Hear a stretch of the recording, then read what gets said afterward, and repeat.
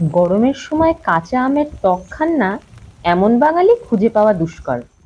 এখন অনেকেরই প্রশ্ন হচ্ছে, কাঁচা আমের টক, তা সে সাদা টকই হোক বা টক ডাল, শুধু কি মুখের স্বাদেই খাওয়া, নাকি এই গরমে তার কোনো উপকারিতাও আছে? যদি একজন অভিজ্ঞ ডার্মাটোলজিস্ট বা ত্বক বিশেষজ্ঞকে জিজ্ঞাসা করেন, তিনি বলবেন অবশ্যই উপকারিতা আছে। ভাবছেন সাদামাটা আমের টক, তার আবার উপকারিতা? আজ্ঞে হ্যাঁ, আমের টক বা টক ডালে থাকে প্রচুর antioxidant, fibre, potassium, magnesium, selenium, calcium, iron, phosphorus এবং রাইবোফ্ল্যাভিন। এইসব নিউট্রিয়েন্টস যে শুধু আপনার হার্ট, চোখ বা ডাইজেস্টিভ সিস্টেমের জন্য উপকারী তাই নয়, সবচেয়ে বেশি উপকারী আপনার ত্বকের জন্য।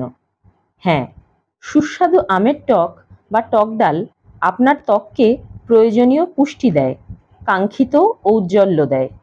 সর্বোপরি আপনার ত্বকে কোলাজেন প্রোডাকশন বাড়ায়। ফলস্বরূপ ত্বক হয় টানটান, মানে এক কথায় বলিরেখা কমে। প্রসঙ্গত, যাদের ত্বক শুষ্ক, অর্থাৎ যাদের ড্রাই স্কিনের সমস্যা আছে, কাঁচা আমের টক তাদের জন্য যারপরনাই উপকারী।